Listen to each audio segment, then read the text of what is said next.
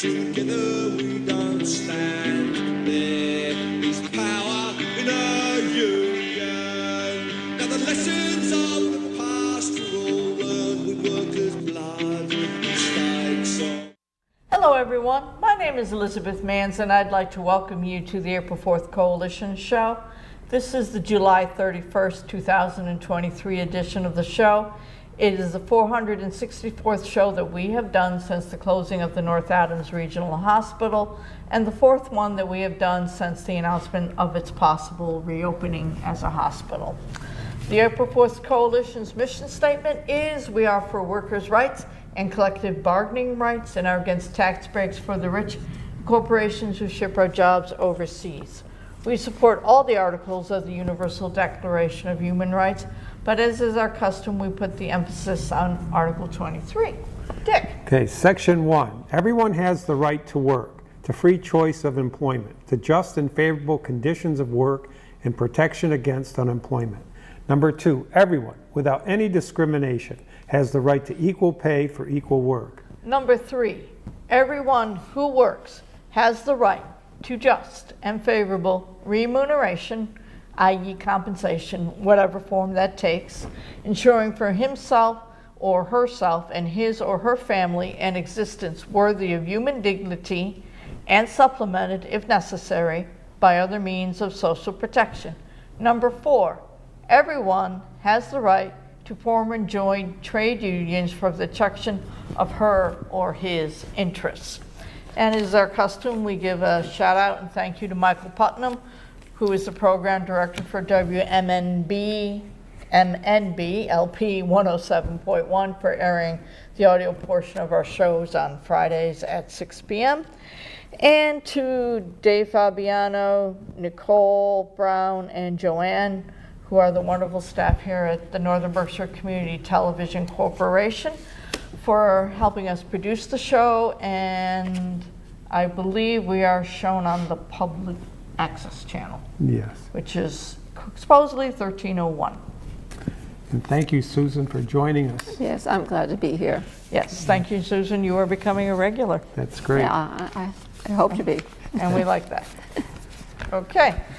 Dick, I believe we gave a hint about the Medicare for All bill that's been in the state legislature off and on for several years, and you wanted to put the emphasis on the show this year. Yes. This week for it. Right, and I went to the website of actonmass.org, and you can sign up to get an email from them, but it stresses Medicare for All, an act establishing Medicare for All in Massachusetts. It's House Bill 1239 and Senate Bill 744. It establishes a single-payer health care system in Massachusetts, provides health care for all Massachusetts residents and individuals who work more than 20 hours per week in the state without premiums, co-pays, or deductibles, bans private insurance coverage for services already covered by the single-payer system. Massachusetts spends more on health care than nearly every state in the nation. Under Medicare for All, money currently spent on profits, marketing, and administration would go to actual health care and also provide $34 billion of savings in the first year alone. Employers and employees would no longer pay private companies for health care coverage. Instead, employees would pay a 2.5% tax, excluding their first $20,000 of earnings. Employers would pay 8% payroll tax. Children, students, and unemployed and retirees would not be taxed. The bottom 90% of Massachusetts residents would save compared to what they spend now. Only the top 10% would pay more. What is covered under Medicare for All?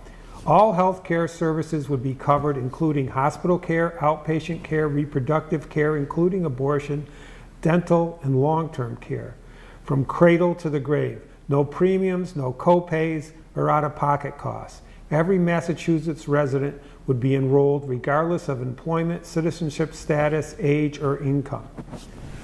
So Sounds like heaven. yeah, sounds good. It sure does. I think I'm going. So we have some videos. They're about 3 years old. So this act has been put forth in the legislature many years in a row. And so this first video that we're going to show it was made 3 years ago, but it all is concerning Medicare for All in Massachusetts. So why don't we watch that? Yeah.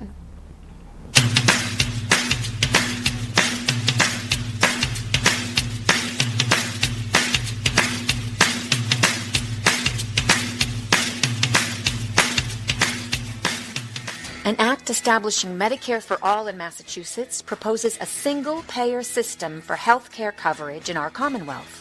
The lead sponsors of the bill are Senator Jamie Eldridge and Representative Lindsay Sabadosa. 70 other legislators have signed on as co-sponsors. Medicare for All will assure comprehensive health care coverage for every resident throughout their lives. All medical bills will be paid for by a publicly funded health care trust.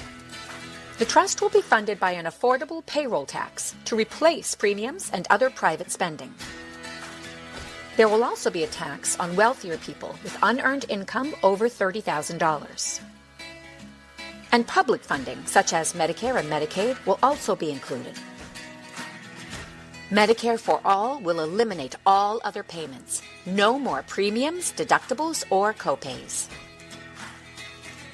Medicare for All will drastically lower administrative costs and will have the clout to negotiate drug and other prices.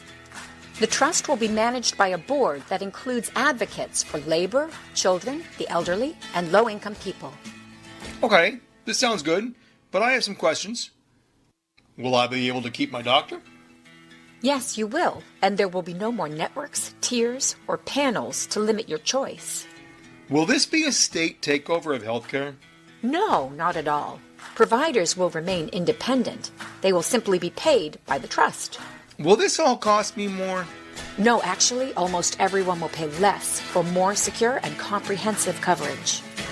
Contact your state legislators today and ask them to support S683, an act establishing Medicare for All in Massachusetts. To learn more, visit Western Mass Medicare for All at wmmedicareforall.org.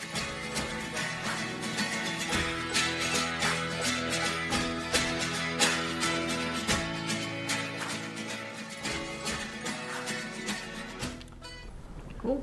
Considering I'm now a retiree and I still have to pay the same co-pays and everything for at least another year because my health insurance will not become the supplemental or secondary until I turn 65 and go on Medicare. Right. You know, and then as I said, you pay into Medicare all your life, from what I can see, the minute you start working Yes. until the day you die, simply because they require you to continue paying. So Well, like this I one said, sounds better because once you're a retiree, you don't have to pay it. Yeah. So Except if you have income yes, you have coming to in have income. coming in over 30,000 in unearned income. Yeah, I would Susan? still be paying in, but Yeah. Well, Susan, I any have, reactions? I'm sorry. I have Medicare and Mass Health, so I don't have any out-of-pocket costs, but it doesn't seem fair that everyone should have full coverage. You know, Medicare for All sounds like a wonderful plan, and I hope it's implemented. I think so. Yeah. Should we move on to number 2? Yeah, let's watch the second video. Is also 3 years old, but it was made, and it really is criticizing the healthcare system in the United States at this time. Right. And we can react to that. I wonder if you could tell me how expensive you think calling an ambulance out to your location is in America. Okay, is there a price for that? Yes, Jeez, $100, $200? $2,500. For what? Why? They billed our insurance company over $3 million for the cost of transplant. I don't know what people do without insurance. How could you even begin to pay that? She said the bill is up to $80,000 already, and she said, Mrs. Weinkauf, I hope you realize that you're responsible for this bill. I thought, what am I going to do? I've worked my whole life. Is this how my life is going to end? In a previous episode, I briefly touched on the failures of the American healthcare system. That section of the video prompted all sorts of responses in the comments, mostly from Europeans who were horrified to learn that Americans have to pay for an ambulance ride to the hospital, but also a handful of brave patriots who claim, without evidence, that the American healthcare system is the best in the world. This video is for those people. Let's jump right in. I'm going to throw a bunch of statistics at you, and then we'll look at the root cause of the problem. America spends more money per capita on healthcare than any other nation on Earth. You would think that this expenditure would guarantee the best care in the world. That is not the case. In fact, despite being the most expensive healthcare system on Earth, consuming over 16% of our GDP, it's one of, if not the least effective in the developed world. We spend over $10,000 per capita on healthcare, and not only is the quality of care subpar, we don't even cover everybody. Compare this to places like Germany, who pay drastically less per capita and guarantee coverage to all their citizens. There were over 27 million uninsured Americans in 2018, and that number will have skyrocketed in recent months, thanks to the millions of layoffs across the country. Even before the epidemic, we had more uninsured and underinsured citizens than any other developed nation. In addition to not covering a large portion of the population, even those with excellent, by American standards, health insurance struggle to pay medical bills. Over 25% of insured people reported having difficulty paying for the exorbitant cost of their treatment. Of this group, 63% had to pay most or all of their savings to cover the medical bills, and 42% had to get a second job. Life-saving drugs in America often cost 10 times what they cost in other countries. For example, in Canada, one vial of insulin costs $32. In the United States, the same drug from the same factory costs $300. And that's not even an extreme example. Take the HIV drug Truvada. In Australia, it costs just $8. In the United States, it costs $2,000, despite US taxpayers footing the bill for its development. Every year, over 500,000 people go bankrupt trying to pay their medical bills. In a country where 40% of the population can't afford a surprise $400 expense, an ambulance ride to the hospital will cost you more than twice that amount. And all of this is happening in the richest country on Earth. If we have the resources, and we're so much better than all the other countries, why is our healthcare system so broken? Here's the thing. It's not broken. It's functioning exactly as you'd expect it to. America's healthcare system is for profit. That means instead of providing care because it's the ethical thing to do, they only do it because there's a big check involved. Back in the 30s, Blue Cross and Blue Shield were the two main health insurance providers in the US. In those days, they operated as nonprofits and wouldn't turn anyone away for any reason. Then, after World War II, employers started offering health insurance as a benefit, and between 1940 and 1955, the percentage of insured Americans jumped from 10% to over 60%. This new demand for health insurance caught the eye of many business people, and the for-profit healthcare industry was born. By 1951, big names like Aetna and Cigna were major players in the industry, which continued to grow through the 70s and 80s. In the 80s, the country began to see its first for-profit hospitals, operated by large investors who owned multi-hospital chains. By 1981, 1 in 7 hospitals in the US was for-profit. Suddenly, medical bills became a lot longer and more convoluted. Every little thing became an itemized expense, from tissues to plastic cups to being able to hold your baby after it's born. The hospital's transition from philanthropy to corporation was complete. This is not normal in other countries. America had taken the intensely cruel step of taking something sacred, the health and well-being of its citizens, and slapping a price tag on it. With this commodification of health came unsurprising side effects. Average American life expectancy is lower than other wealthy countries and has actually begun to decrease in recent years compared to other countries slowly increasing. The US has the highest infant and maternal mortality rates of any developed country. The US has higher rates of medical errors than other countries. Adults in most other comparable countries have quicker access to a doctor or nurse when they need care, contrary to what American healthcare advocates would have you believe. To make a long story short, in just about every study on the effectiveness of healthcare systems in developed nations, America scores very poorly, most of the time at the very bottom of the list. And other nations are taking notice. Towards the beginning of the coronavirus epidemic, one university in Norway urged its students to come home if they were studying in countries with poorly developed health systems, such as the US. Part of the problem is the American obsession with streamlining or optimization. Anything that doesn't immediately increase profits has to go. Take, for example, the practice of so-called just-in-time delivery of essential equipment such as ventilators. Instead of having an emergency stockpile, including personal protective equipment such as masks and gloves, these items are instead delivered only when the need arises. The idea is to reduce overhead, but in reality it leaves us totally unprepared and under-equipped for a national pandemic. That's why we see pictures of doctors and nurses wearing trash bags, because their hospitals haven't provided adequate protective equipment, and just to be safe, they're firing people who post those kinds of pictures. To their credit, the CDC was planning to address the national shortage of ventilators, but the company to whom they had given the contract was bought out by a larger company, who canceled the project because it wasn't going to be profitable enough. And of course that larger company's name is Covidian, because the architects clearly put an intern in charge of our simulation. I could spend all day listing off instances of absurdly high medical bills, but at the end of the day, some people in America will still defend the practice of for-profit healthcare. Maybe the best way to get through to these people isn't to show them the bills, but to show them what people in other, saner countries think of the bills. So here you go. Ambulance call out, how much do you think that costs? Zero payment. Zero payment? Yeah, zero payment. No, because $2,500.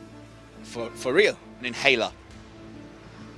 $100. Yeah, you're pretty close, a bit more. 120. 250 to 350. For an inhaler? So 2 EpiPens, how much do you reckon they are? $80. 600. $600? What? Why? 100? 200? Dollars. Yeah. The average is about 10 grand. It can go up to 30,000. 10 grand? For a baby? It's okay to laugh, it's a funny video. But these are the types of reaction you get when you explain to anyone in a first world country besides the US just how screwed up our healthcare system is. We're not paying these exorbitant fees for quality care. We're paying for executive bonuses, shareholder value, and lucrative contracts. Pharmaceutical and medical device companies can charge whatever they want, and the US government will never step in. We're one of the only nations on Earth that doesn't regulate the cost of drugs and medical supplies, and companies negotiate directly with hospitals and insurers to get the best terms. Not best for the patient, best for them. Drug costs in America are many times higher than in any other country. Why? Because that's how it works in a for-profit system. The dollar holds infinitely more value to these corporations than human well-being. The needs of the people are secondary to the profit motive. The American healthcare system is a system that relies on people getting sick and coming in for treatment, which is why we don't see any investment in public health initiatives. A program like Medicare for All would likely solve this and every other health problem produced by the coronavirus pandemic. Everyone would have been able to see a doctor and get tested, which would have given us more accurate data about the illness and its spread. Hospitals wouldn't have to waste energy dealing with private insurers and fighting them on every little thing. And with the profit motive removed from the healthcare equation, the government would have an incentive to prioritize public health to prevent people from getting sick instead of counting on it. That in turn would make us better prepared for the next pandemic. But remember, the system that we have isn't broken. It's functioning exactly as it's meant to. Why do we pay so much money for the worst care in the developed world? And more importantly, why do we put up with it? It's easy. We're brainwashed into thinking we have the best care in the world because it costs so much. If you ask me, that's where it's coming from. Or they say all these people come from other countries to come to our hospitals, but it's really rich people coming Exactly. to our hospitals. It's not, Especially Mass General. Yeah. It's not everyday citizens. And yes, it is. Obviously, a for-profit margin is, if it's run just like any other business, it's to make money. It's not to worry about the patient or the consumer. Right. And that's how hospitals close.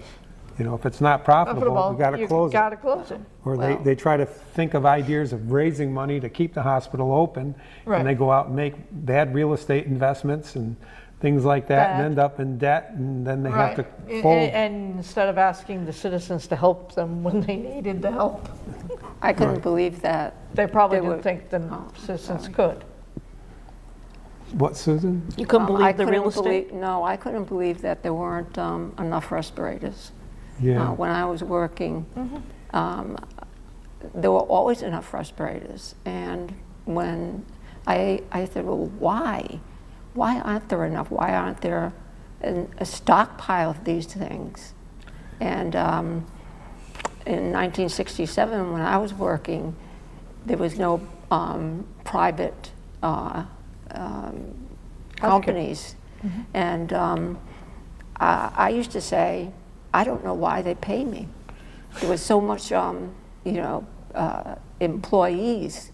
There was, and now when somebody, as time went on, when somebody left, they didn't rehire, and now we just keep doing that to the point that We are having trouble with staffing and not enough people, nurses and or doctors. Yeah, I was going to say that. Anything. And doctors and anything is absolutely correct, Liz. And that's when mistakes happen. Exactly, a when lot. When you don't have enough staff, you don't have the double checks, the safety Right. checks that you need, because that's expensive. Employees are expenses. Right, and if it's a nonprofit situation, then all of a sudden, and they don't have, it's not a fee-for-service type thing, then you can hire the necessary people, because you're trying to prevent illness with a single payer. They're trying to prevent it. So how do you prevent it? Well, you have good health care up front, so people don't put off going to the doctor until they are so sick that they have to go. If they're free to go when they're just a little sick, and they're not charged, as a fee for service, they go and get treated before the problem's bad. Right. And if you have dental care, all of a sudden people aren't showing up to the emergency room with a toothache. It was there was also my husband. He resigned. He was a department head of respiratory therapy, and because there was not enough staffing, he thought it was dangerous, so he resigned his job. Right. Which was the principal thing to do. It was the principal thing to do. Yeah. Yep. Do we have time for the next video? No, we don't have. We had another video that it's about 10 minutes long. Maybe we'll Okay. show it. It was more educational on the different types of hospitals we have in different countries, and it showed the system that they have in England. That is where England, the country, owns the hospitals and pays the doctors. Then the system in Canada, which is similar to Medicare for All. Right. And then they talked about Germany, and they said that, in Germany it's an employee-based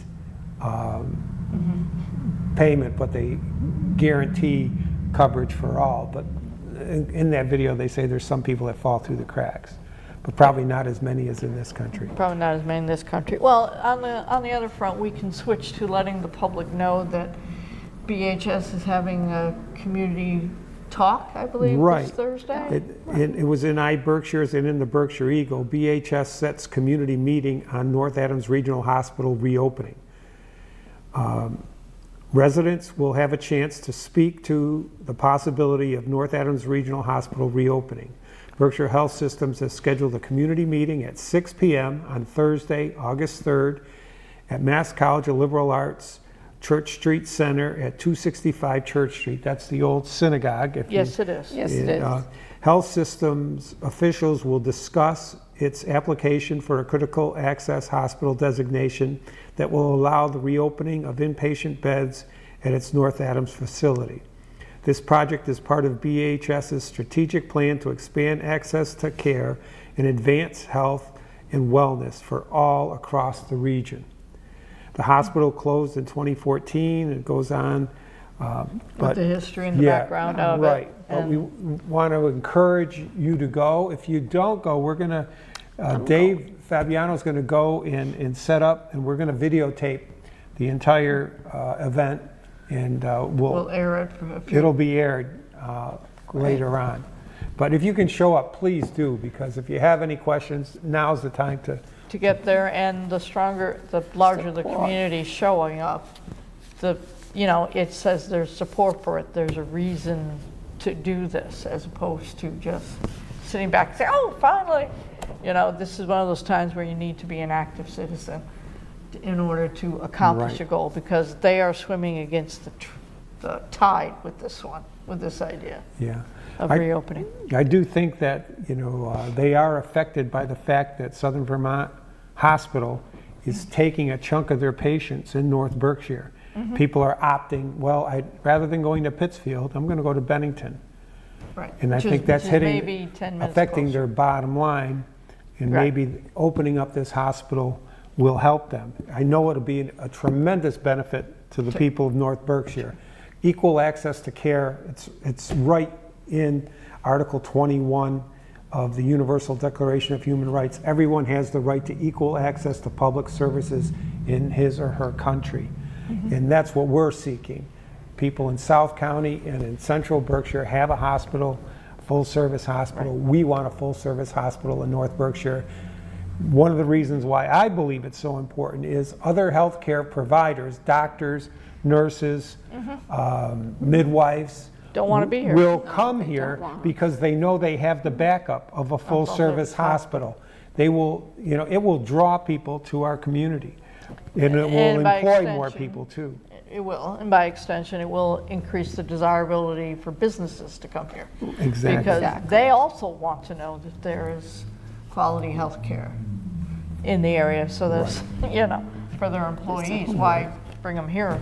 Right, even the colleges, Williams College and MCLA, I think it will help both colleges knowing that there's a healthcare facility close enough to take care of I think them. the student population. Yeah, and then with Mass MoCA inviting all these guests to come to North Adams, and we have a lot of visitors, all these concerts, I think it'll make people safer. Yes. Okay, did we cut you off, Susan? Now I don't remember what I was going to say. Oh, I'm sorry. We just got on a roll there with the got on a reasons roll, for I'm why. listening, and then all of a the sudden other my reason thought for that I was showing up going to is say. it will show the legislators that the citizens still want a hospital up here. Oh, no, Because you have to put the pressure on the legislators. You have to make them want to give the 2 licenses that BHS 10 years wants.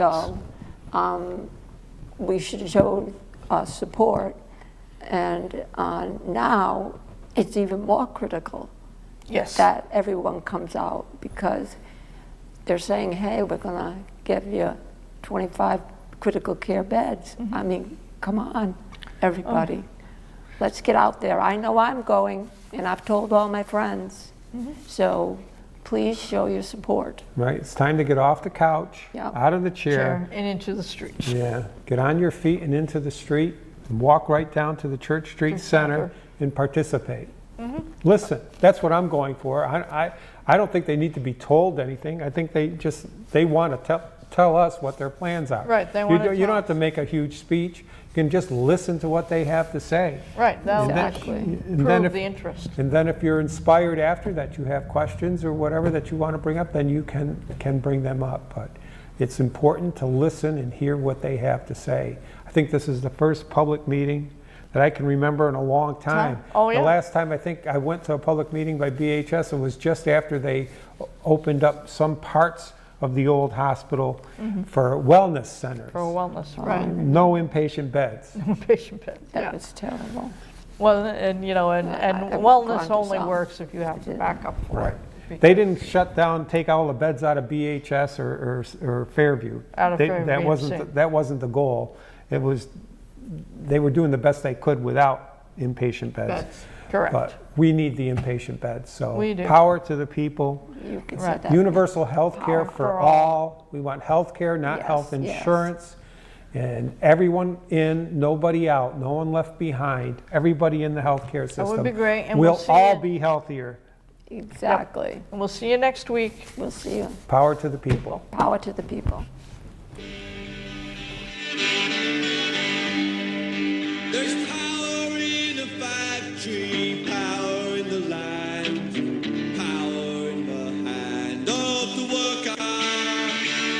But it all amounts to nothing if together we don't stand.